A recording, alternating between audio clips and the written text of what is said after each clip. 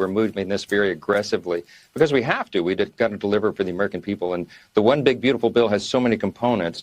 All of it is necessary. All of it's important, and all of it is timely. So Secretary of the Treasury, Scott Bessent, said yesterday that July 4th was it'd be great to celebrate all the tax cuts and all the other achievements by then. I'd like to do it sooner, Sean. So the update is, I'm sure the leader told you, we've got 7 committees doing markups of their various pieces of legislation this week. We'll have 4 other committees in the House doing that same work next week. The third week, we'll have the Budget Committee merge all that together into one big, beautiful bill, and we'll send that over to the Senate. We want to move this aggressively because it will stabilize the markets. It will be a turbo boost to the economy. It will restore, again, helping us restore the peace through strength principle. And it will show the country that Republicans are serious, that they made the right choice. We had a demographic shift in the 2024 election, as you know. New voters, new categories of folks who joined the party. We're going to demonstrate for them they made the right choice. All right, jump back into the news portion of the program.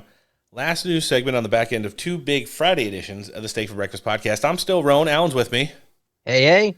And that was Speaker Johnson last night talking on Boomer Sweat, Sean Hannity's show, about the big, beautiful reconciliation package, the bill that's coming down the pike, and some of the dates set up. We were able to confirm in our interview just now with Representative Pat Fallon that 2 of the 7 committees have already worked out and completed their markups. So we're looking at 5 more heading into the weekend now, with 5 more committees getting ready to start their markups next week.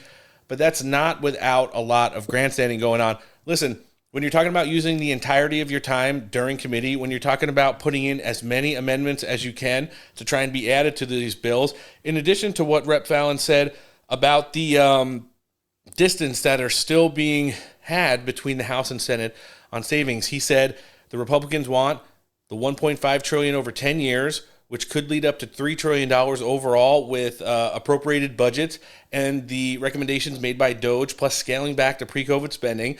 But, you know, the Senate wants it in less than $10 billion over 10 years. And as a lot of people are on board to get this through the House now, there is no way it's coming back down after getting finalized by the Senate, and is not going to have those cuts, like he said, that doesn't start with at least a T, as in trillions, in government saving over 10 years, because that's what they were elected to the House to do.